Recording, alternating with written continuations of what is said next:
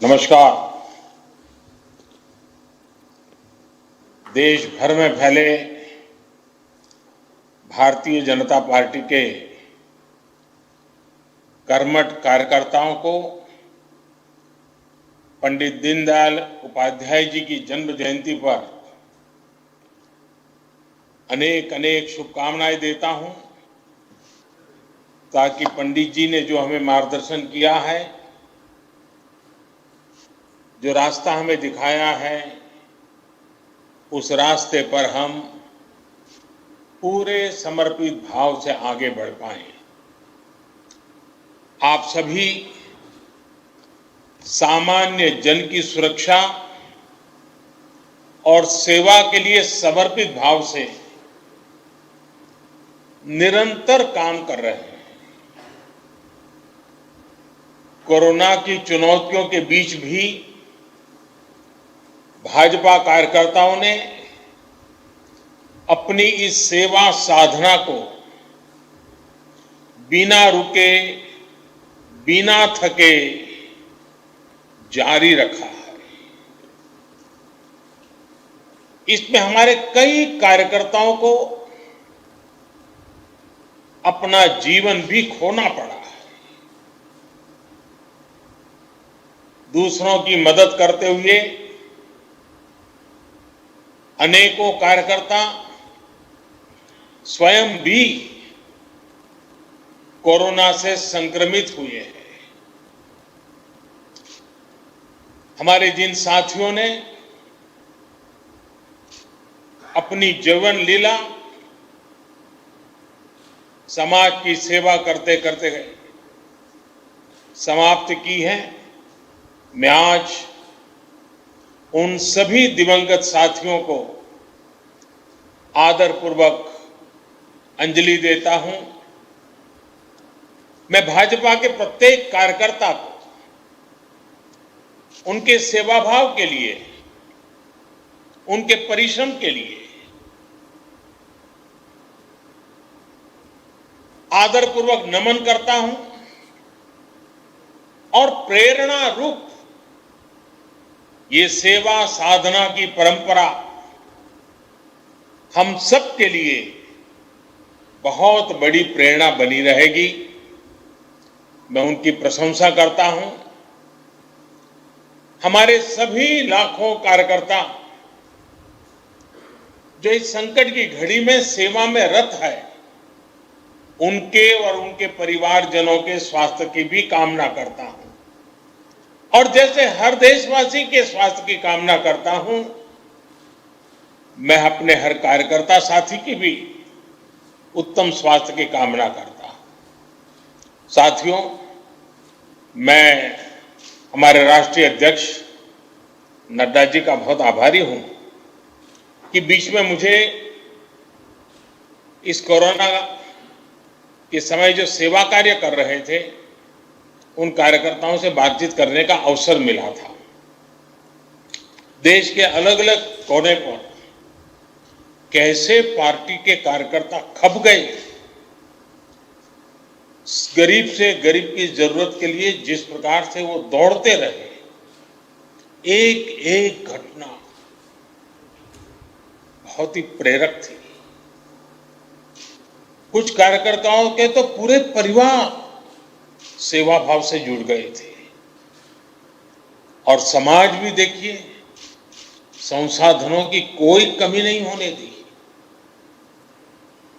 ये सेवा भाव, ये कर्तव्य भाव, संगठन का समाज के प्रति नित्य समर्पण, ये अपने आप में मां भारती के लिए हमने जो सपने संजोए हैं, उन सपनों को बहुत बड़ा बल देते हैं। और इसलिए मेरे कार्यकर्ता भाइयों बहनों, आपने जो किया है वो मीडिया में छपे न छपे, टीवी में दिखे न दिखे, लेकिन आपने सामान्य गरीब के दिल में जगह बनानी है। बहुत बड़ा काम किया है। साथियों, आज हमारे बीच ऐसे कम ही लोग हैं जिन्होंने दीनदयाल जी को जीते जी देखा हो, सुना हो या उनके साथ काम किया हो। मुझे पंडित दीनदयाल जी के दर्शन करने का सौभाग्य नहीं मिला था, लेकिन उनका स्मरण, उनके बताए हुए रास्ते, उनका दर्शन, उनका चिंतन और उनका जीवन भी प्रतिपल हमें पावन भी करता है, प्रेरणा भी देता है, ऊर्जा से भर देता है। साथियों, एक राष्ट्र के रूप में, एक समाज के रूप में भारत को बेहतर बनाने के लिए दीनदयाल जी, उनका जो योगदान मिला है वो पीढ़ियों को प्रेरित करने वाला है। भारतीय जनता पार्टी के हम सभी कार्यकर्ताओं के लिए उनका दिखाया मार्ग हम सभी को प्रेरणा देता है, प्रोत्साहित करता है। साथियों, ये दीनदयाल जी ही थे जिन्होंने भारत की राष्ट्रनीति, अर्थनीति, समाज नीति, राजनीति, इन सभी पहलुओं पर भारत के अथाह सामर्थ्य के हिसाब से तय करने की बात बड़ी मुखरता से कही थी, लिखी थी। उस समय जब आजाद भारत के नवनिर्माण के लिए विदेशी मॉडल को अपनाने पर जोर था, तब भी दीनदयाल जी आधुनिक भारत के विकास के लिए भारत की मिट्टी पर, भारत के कोटि कोटि जनों के पुरुषार्थ पर, उनके पराक्रम पर, उनकी प्रतिभा पर भरोसा करके उन्हीं से समाधान मिलेगा, उस समाधान को लेकर वे आवाज बुलंद करते रहे थे। समय ने सिद्ध किया है कि दीनदयाल जी का विजन कितना दूरगामी था, कितना दूरदर्शी था। साथियों, 21वीं सदी के भारत को विश्व पटल पर नई ऊंचाई देने के लिए 130 करोड़ से अधिक भारतीयों के जीवन को बेहतर बनाने के लिए आज जो कुछ भी हो रहा है, उसमें दीनदयाल जी जैसे महान व्यक्तित्वों का बहुत बड़ा आशीर्वाद है। इस बार उनका जन्मदिवस इसलिए भी विशेष है क्योंकि बीते कुछ दिनों में ही देश ने वो अहम निर्णय किए हैं जिस पर पंडित दीनदयाल उपाध्याय जी के चिंतन की प्रकाश रेखाएं हैं, प्रकाश पुंज है। हमारे देश के किसान, हमारे श्रमिक भाई बहन, युवाओं, मध्यम वर्ग के हित में इन दिनों सरकार में रहते हुए, राज्य सरकार में बैठे हमारे और कार्यकर्ताओं ने अनेक अच्छे फैसले लिए हैं, ऐतिहासिक फैसले किए। जहां जहां भी राज्यों में भी हमें सेवा करने का अवसर मिला है, वहां की हमारे मुख्यमंत्री और उनकी टीम, वहां की पार्टी और पार्टी की टीम इन्हीं आदर्शों को परिपूर्ण करने के लिए उतने ही जी जान से लगे हुए हैं। आज से ही देश के ईमानदार करदाताओं के हितों को सुरक्षा देने वाला फेसलेस अपील का प्रावधान भारत की टैक्स व्यवस्था से जुड़ने वाला है।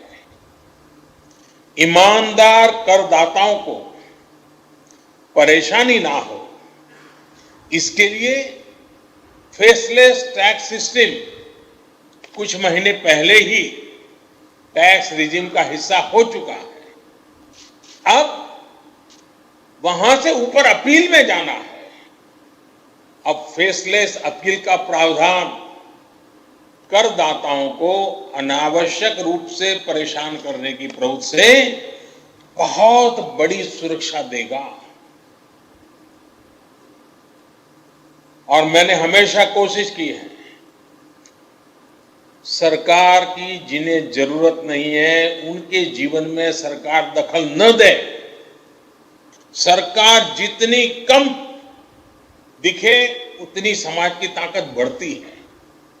साथियों, आज जब देश को आत्मनिर्भर बनाने के लिए एक एक देशवासी अथक परिश्रम कर रहा है, तब गरीबों को, दलितों, वंचितों, युवाओं, महिलाओं, किसानों, आदिवासी, मजदूर, उन सबको उनका हक देने का बहुत ऐतिहासिक काम करने का हम सबको सौभाग्य मिला है। और एक कार्यकर्ता के रूप में भारतीय जनता पार्टी ने जिस संस्कारों से हमें गढ़ा है, मन को बहुत संतोष होता है। आजादी के अनेक दशकों तक किसान और श्रमिक के नाम पर खूब नारे लगे, बड़े बड़े घोषणा पत्र लिखे गए, लेकिन समय की कसौटी ने सिद्ध कर दिया है वो सारी बातें कितनी खोखली थी, सिर्फ नारे थे। मैं समझता हूं देश अब इन बातों को भली भांति जानता है। इसलिए ही दीनदयाल जी कहते थे कि बड़ी बड़ी घोषणाओं के बावजूद जनता की अपेक्षाएं पूरी नहीं हो रही है, ये उस जमाने में वो कहते थे। और पंडित जी ने कहा था, अव्यवस्था और अनाचार, अभाव और असमानताएं, असुरक्षा और असामाजिकता उस समय का उनका वर्णन था, बढ़ती जा रही है।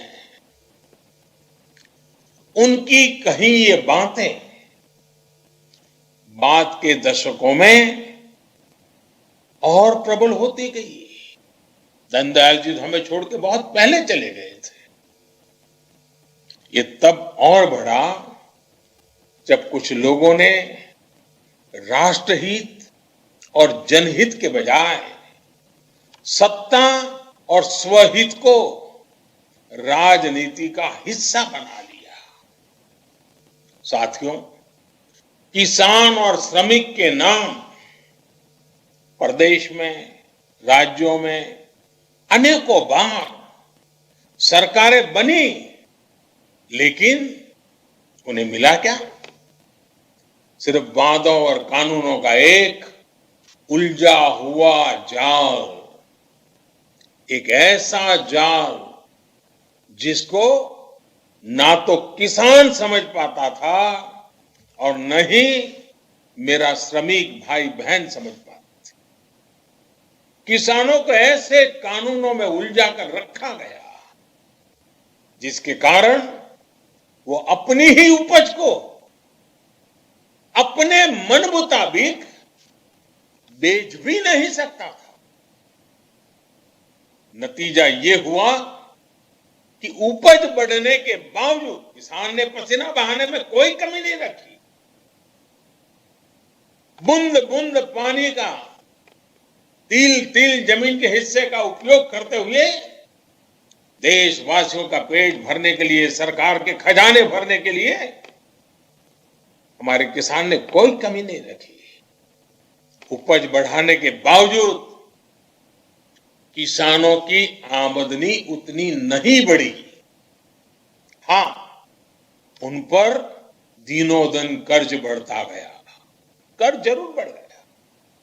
साथियों, भाजपा के नेतृत्व में एनडीए सरकार ने निरंतर इस स्थिति को बदलने का प्रयास किया है, प्रामाणिक प्रयास किया है, सोच समझ करके प्रयास किया है। कोई निजी स्वार्थ के लिए नहीं, कोई राजनीतिक स्वार्थ के लिए नहीं, सिर्फ और सिर्फ किसान के कल्याण को ध्यान में रखते हुए पहले लागत का 1.5 गुना एमएसपी तय किया, उसमें रिकॉर्ड बढ़ोतरी की और रिकॉर्ड सरकारी खरीद भी एनडीए सरकार ने ही की है, इतिहास बना दिया है। बीते सालों में ये निरंतर प्रयास किया गया है कि किसान को बैंकों से सीधे जोड़ा जाए। पीएम किसान सम्मान निधि के तहत देश के 10 करोड़ से ज्यादा किसानों के बैंक खातों में कुल 1 लाख करोड़ रुपए से ज्यादा ट्रांसफर किए जा चुके हैं। सरकार ने इस बात का भी प्रयास किया है कि ज्यादा से ज्यादा किसानों के पास क्रेडिट कार्ड हो, किसान क्रेडिट कार्ड, उन्हें खेती के लिए आसानी से कर्ज उपलब्ध हो।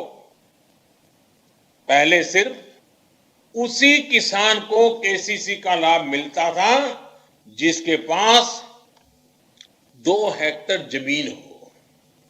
हमारी सरकार इसके दायरे में देश के हर किसान को ले आई। थोड़ी सी भी जमीन होगी, किसान है, इसका हकदार है। अब किसान क्रेडिट कार्ड का लाभ पशुपालकों को और मछली पालन से जुड़े लोगों को भी दिया जा रहा है। साथियों, पिछले सरकार के 5 साल में किसान क्रेडिट कार्ड द्वारा किसानों को करीब 20 लाख करोड़ रुपए का ऋण दिया गया था। मैं यूपीए सरकार की बात करता हूं। भाजपा सरकार के 5 वर्ष में किसानों को लगभग 35 लाख करोड़ रुपए केसीसी के माध्यम से दिए गए हैं। सरकार देशव्यापी अभियान चलाकर ज्यादा से ज्यादा किसानों को केसीसी से जोड़ रही है ताकि उन्हें किसी और के पास ऊंचा ब्याज देकर के, जमीनें गिरवी रख करके, पहले से ही अनाज बेचने का एक प्रकार से सौदा करके कर्ज लेने की मजबूरी से बाहर निकालने के लिए हमने एक अहम काम पूरी ताकत से शुरू किया है। इन सभी प्रयासों से देश के किसानों को बहुत बड़ी मदद मिली है और अब दशकों बाद किसान को अपनी उपज पर सही हक मिल पाया है। कृषि में जो सुधार किए गए हैं उसका सबसे ज्यादा लाभ छोटे और सीमांत किसानों को मिलेगा। देश में 100 में से 85 out of 100 इतनी बड़ी मात्रा में जो किसान हैं वो इस श्रेणी में आते हैं और ये बहुत बड़ी ताकत है किसान जो आज सबसे ज्यादा खुश है। पहली बार उनको अपनी उपज के मोल भाव का विकल्प मिला है। पहले की परंपरा थी मंडी में बेचने की, अगर उसको लगता है कि वहां फायदा है वो वहां बेचेगा, और उसको लगता है कि मंडी के बाहर फायदा है तो मंडी के बाहर बेचेगा। फर्क इतना किया है, महत्वपूर्ण फर्क है, किसान को हक दिया है जो अपनी मर्जी के मुताबिक जहां ज्यादा दाम मिलेगा अपना माल बेचेगा। साथियों, भाजपा सरकार ने जो काम किया है, अब भाजपा के हर कार्यकर्ता को इन कानूनों की भावना को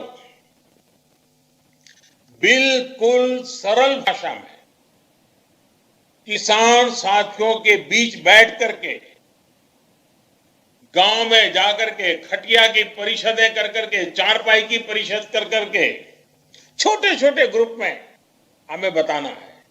और ये वर्चुअल जब दुनिया चल रही है, तब एक प्रकार से ये अवसर है कि हम बड़े बड़े कार्यक्रम न करते हुए छोटे छोटे कार्यक्रम करते, 5 किसान 10 किसान बैठे हैं, चाय पी रहे हैं, चारपाई पर बैठे हैं, अपनी बात, उनके सवालों के जवाब, बातचीत कर, और वो हमें इतनी अच्छी चीजें बताएंगे, वो हमारे विचार को भी ताकत देंगे। उनके बीच ले जाना, मैं भारतीय जनता पार्टी के हर कार्यकर्ता, पंडित दीनदयाल जी के विचार को हमने व्यवहार में कैसे लाया है, ये ले जाने का अभियान बनता है। किसानों से हमेशा जिन्होंने झूठ बोला है, झूठ बोलने वाले कुछ लोग इन दिनों अपने राजनीतिक स्वार्थ की वजह से किसानों के कंधे पर बंदूकें फोड़ रहे हैं, किसानों को भ्रमित करने में लगे हैं। ये लोग अफवाहें फैला रहे हैं। देश के किसानों को ऐसी किसी भी अफवाह से बचाना, कृषि सुधार का महत्व समझाना भारतीय जनता पार्टी के हम सभी कार्यकर्ताओं का बहुत बड़ा कर्तव्य है, हमारी जिम्मेवारी है, क्योंकि हमें किसान के भविष्य को सुनिश्चित करना है, उज्जवल बनाना है। हम जितना ज्यादा किसानों को कृषि सुधार की बारीकियों के बारे में समझा पाएंगे, उतना ही किसान जागरूक होगा, और अपने को कोई अगर लूट लेता है, धोखा करता है, तो वो खुद भी जागरूक हो जाएगा, अपने आप को बचा लेगा।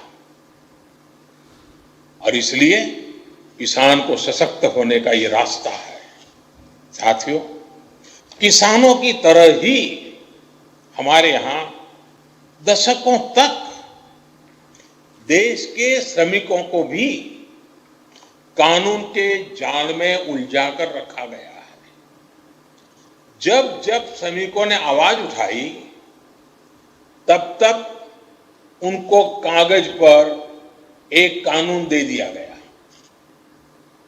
स्थिति ये थी कि निर्माण से जुड़े श्रमिकों के लिए एक कानून, खेत से जुड़े श्रमिकों के लिए दूसरा कानून, पत्रकारिता से जुड़े कामगारों के लिए एक कानून, फिल्म उद्योग के क्षेत्र में काम करने वाले श्रमिक साथियों के लिए अलग कानून, ऐसे अनेक कानून थे। जरूरत श्रमिकों का जीवन आसान बनाने की थी, लेकिन उनके जीवन को कानूनी दांव पेचों में उलझाकर रख दिया गया। इस वजह से वो इंसाफ के लिए कोर्ट का रुख करते भी तो बरसों बरस कचहरी के चक्कर ही काटते रह जाते। अब इस स्थिति को बदल दिया गया है। 4 लेबर कोड्स के माध्यम से देश के श्रमिक साथियों को दर्जनों कानूनों के कुचक्र से बाहर निकालने का प्रयास हमने किया है। श्रमिकों के स्वास्थ्य, श्रमिकों की सुरक्षा, श्रमिकों की सुविधा और श्रमिकों के वेतन को लेकर अब कानूनों को सरल बनाया गया है, सहज बनाया गया है। नए कानूनों के माध्यम से देश के सभी करीब 50 करोड़ संगठित और असंगठित क्षेत्र के श्रमिकों को वेतन मिले, और वो भी समय पर मिले, इसको कानूनी रूप से अनिवार्य कर दिया गया है। अभी तक खनन, बिल्डिंग और कंस्ट्रक्शन वर्कर, स्वीपिंग और क्लीनिंग, मैन्युफैक्चरिंग, ऐसे कुछ कामों से जुड़े देश के सिर्फ 30% श्रमिक को ही न्यूनतम वेतन मिलता था। याद रखिए, सिर्फ 30%, 30%।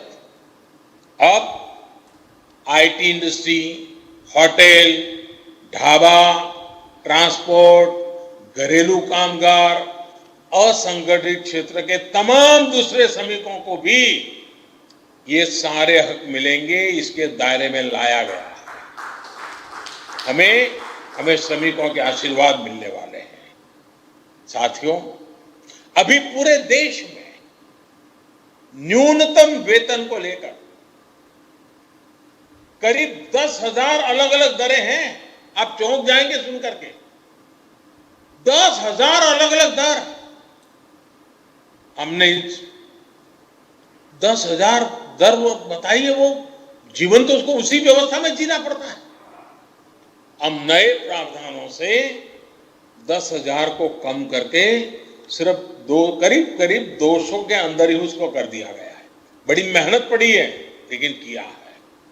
इसके अलावा अब ठेका मजदूरी के स्थान पर एक फिक्स टर्म के रोजगार का भी विकल्प दिया गया है। ऐसे श्रमिकों को रेगुलर कर्मचारी की तरह ही वेतन मिलेगा। वेलफेयर से जुड़ी दूसरी योजनाओं का लाभ भी मजदूर को मिलेगा और उन्हीं की तरह काम के घंटे भी फिक्स होंगे। 12 घंटे, 10 घंटे मजदूरी करवा लेना, ये अब बंद होगा। वहीं एक राज्य से दूसरे राज्य में काम के लिए जाने वाले श्रमिक साथियों के स्वास्थ्य, सुरक्षा, इसके लिए भी इसमें हर जरूरी प्रावधान किया गया है। किसानों, खेत मजदूरों, छोटे दुकानदारों, असंगठित क्षेत्र के मजदूरों के लिए 60 वर्ष की आयु के बाद पेंशन और बीमा से जुड़ी योजनाएं हमारी सरकार ने पहले से ही उसका आरंभ कर दिया है। अब नए प्रावधानों से ये सामाजिक सुरक्षा का ये कवच और मजबूत होगा। ये नए प्रावधान देश के उद्योगों के लिए भी, उनके लिए भी एक प्रकार से काम करना सरल करेंगे, आसान बनाएंगे। करप्शन भी रुकेगा। इस वजह से संगठित क्षेत्र का दायरा भी बढ़ेगा और रोजगार के नए अवसर भी उपलब्ध होंगे। साथियों, जो पहले के श्रमिक कानून थे, वो देश की आधी आबादी, हमारी महिला श्रम शक्ति के लिए काफी नहीं थे। अब इन नए कानूनों से हमारी बहनों को, बेटियों को समान मानदेय दिया गया है। उनकी ज्यादा भागीदारी को सुनिश्चित किया गया है। अब देश के श्रम क्षेत्र को भी महिलाओं के लिए पूरी तरह से खोल दिया गया है। साथियों, किसानों, श्रमिकों और महिलाओं की ही तरह छोटे छोटे स्वरोजगार से जुड़े साथियों का एक बहुत बड़ा वर्ग ऐसा था जिसकी सूद कभी नहीं ली गई। रेहड़ी पटरी, फेरी पर काम करने वाले लाखों साथी जो आत्मसम्मान के साथ अपने परिवार भरण पोषण करते हैं, उनके लिए भी पहली बार एक विशेष योजना बनाई गई है। ऐसे लाखों रेहड़ी पटरी वाले साथियों को बैंक से सीधे 10,000 रुपये का ऋण उपलब्ध कराया जा रहा है। ये सिर्फ एक मुफ्त ऋण की योजना नहीं है, बल्कि इससे रेहड़ी पटरी वालों को इस तरह बैंकिंग सिस्टम से जोड़ा गया है कि अगर वो अपने छोटे कारोबार को आगे बढ़ाना चाहता है और बैंक के साथ उसका लेन देन बहुत बढ़िया ढंग से चल रहा है तो आगे भी ज्यादा लोन दे सके, कम दरों पर कर्ज दे सके, ये व्यवस्था की गई है। ऐसे काम से जुड़े अनेक साथी गांवों को छोड़कर शहर पहुंचते हैं। उनको वहां आवास की बेहतर सुविधाएं प्राप्त हो, इसके लिए भी उचित किराए वाली आवास योजना बनाई गई है। साथियों, कोशिश यह है कि आत्मनिर्भरता के व्यापक मिशन से जुड़े हर कोई जुड़े, सभी को अवसर मिले, और यही तो दीनदयाल जी का सपना पूरा करने का प्रयास है। इसी ध्येय के साथ SC, ST, schedule caste, schedule tribe, उन वर्ग के साथियों के लिए भी जो आरक्षण का प्रावधान है उसको हमारी सरकार ने पार्लियामेंट में अगले 10 वर्ष के लिए बढ़ाया दिया गया है। इतना ही नहीं, सामान्य वर्ग के गरीबों को भी आगे बढ़ने के लिए, उचित अवसर देने के लिए पहली बार 10% का आरक्षण दिया गया है। इन सुविधाओं का बहुत बड़ा लाभ समाज के एक बड़े हिस्से को मिल रहा है। साथियों, गरीब हो, किसान हो, श्रमिक हो, महिलाएं हो, ये सभी आत्मनिर्भर भारत के मजबूत स्तंभ हैं। इसलिए इनका आत्मसम्मान और इनका आत्मगौरव ही आत्मनिर्भर भारत की प्राण शक्ति है, भारत की प्रेरणा है। इनको सशक्त करते ही भारत की प्रगति संभव है।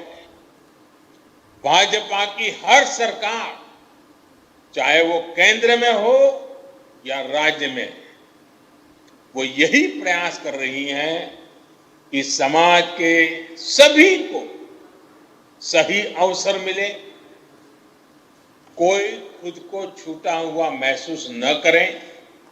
साथियों, हमारा वैचारिक तंत्र और राजनीतिक मंत्र साफ है, गोलमोल नहीं है, और हमने उसको जी करके दिखाया है। हम लोगों के लिए राष्ट्र सर्वोपरि, नेशन फर्स्ट, यही हमारा मंत्र है, यही हमारा कर्म है। साथियों, हमारे सारे लक्ष्य इसी एक मंत्र में समाहित है।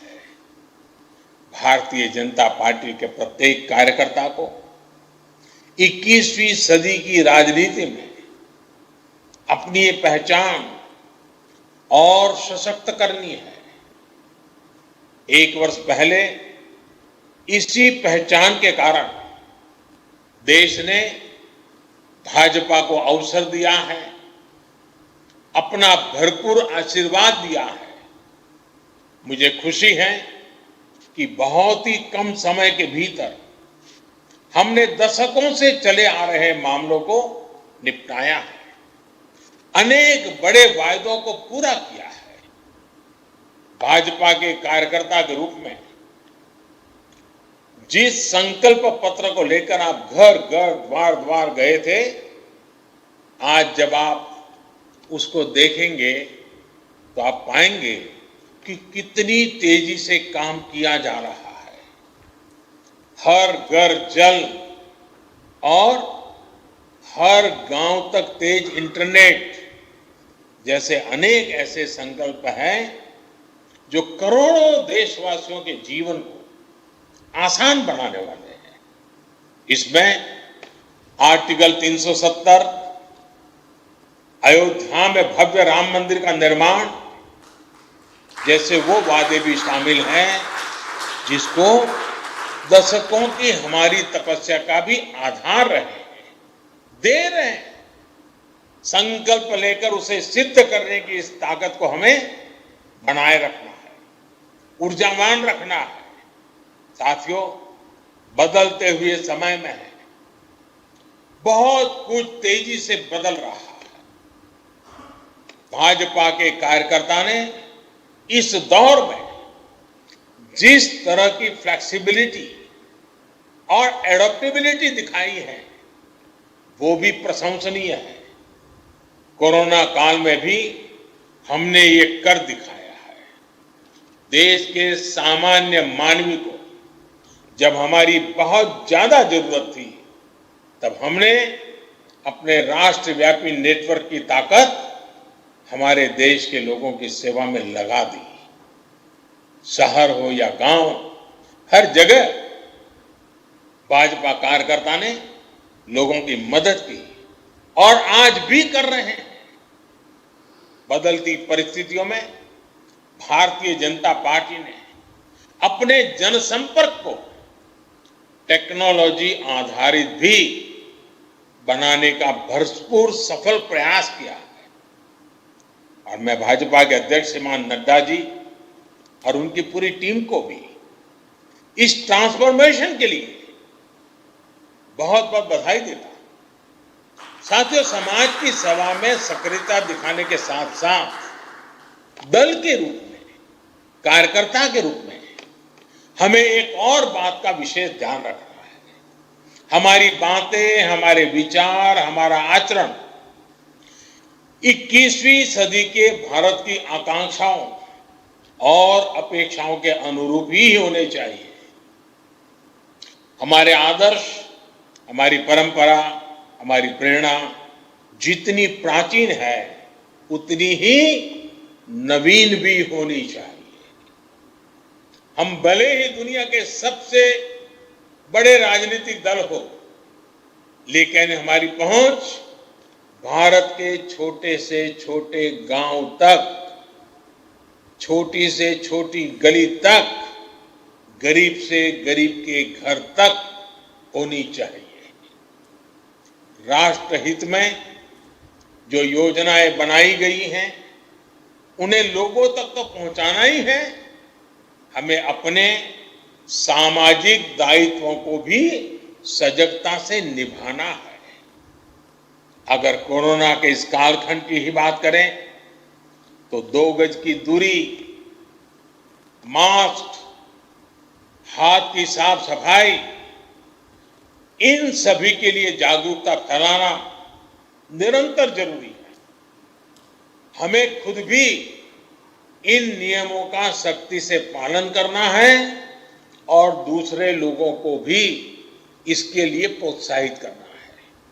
साथियों, आज देश वोकल फॉर लोकल के मंत्र के साथ आगे बढ़ रहा है, लेकिन ये सिर्फ बातों से ही संभव नहीं होगा। भाजपा के प्रत्येक कार्यकर्ता को भी स्थानीय उत्पादों को प्राथमिकता देनी है।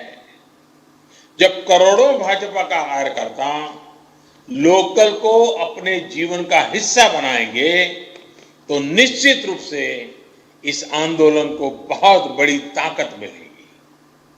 मुझे विश्वास है कि हम सभी अपने अपने क्षेत्र में, अपने अपने बूथ में इसका नेतृत्व करेंगे, उदाहरण बनकर परिवर्तन का माध्यम बनेंगे। देश के नवनिर्माण के इस मिशन में शिक्षा का भी बहुत बड़ा स्थान है। मैं भारतीय जनता पार्टी के कार्यकर्ताओं से आग्रह करूंगा कि हर इकाई 5 दिन 7 दिन का एक विशेष सत्र तय करें। जो विद्वान लोग हैं उनको बुलाएं और हमारी जो राष्ट्रीय शिक्षा नीति आई है, नेशनल एजुकेशन पॉलिसी जो आई है, वाकई उसको बारीकी से अध्ययन करने की जरूरत है। अध्ययन करने से हम भी समाज में ये शिक्षा का जो बदलाव है, जो लोग चाहते थे, इतना बड़ा इसका स्वागत हुआ है, इतनी बड़ी उसका सम्मान हुआ है, लेकिन उसका लाभ हमें पहुंचाना होगा। हमें लोगों के साथ बैठ करके, शिक्षा जगत से जुड़े लोगों के साथ बैठ करके हर की इकाई अपनी अनुकूलता से 5 दिन का, 7 दिन के समिट रखें, रोज 2-2 घंटे के समिट हो। आप देखिए बात जितनी नीचे जाएगी, लोकल अनुभव उसके साथ जुड़ जाएगा। जिसमें 30 साल के बाद देश में जब शिक्षा नीति आई है, ये 21वीं सदी का बहुत बड़ा आधार बने, ये देखना हम लोगों का मिशन होना चाहिए। साथियों, मैं फिर एक बार पंडित दीनदयाल उपाध्याय जी को आदरपूर्वक नमन करता हूं। इस पार्टी को बनाने के लिए अनेक परिवारों ने जो अपना जीवन खपाया है, उन सभी परिवारों को नमन करता हूं और आप सभी कार्यकर्ताओं के बलबूते पर मां भारती की सेवा करने के लिए हम जो चल पड़े हैं, मां भारती के लिए जो सपने हमने संजोए हैं, उन सपनों को पूरा करने में पंडित दीनदयाल जी के आशीर्वाद हम पर बने ही रहेंगे, हमारे सभी बुजुर्गों के आशीर्वाद बने रहेंगे और आपका परिश्रम, आपका संकल्प, आपका सामर्थ्य, आपकी दौड़ धूप, ये सब कुछ राष्ट्र को आगे बढ़ाने में काम आने वाली है। एक कार्यकर्ता के नाते आप सबके बीच आकर के और ये अवसर पर बात करने के लिए मौका मिला, मैं अपने आप को बहुत भाग्यवान मानता हूं। मैं फिर एक बार आपको शुभकामनाएं देता हूं। आपसे आग्रह करूंगा, आप खुद को, अपने परिवार को सुरक्षित रखते हुए आगे बढ़े, इसी कामना के साथ बहुत बहुत धन्यवाद।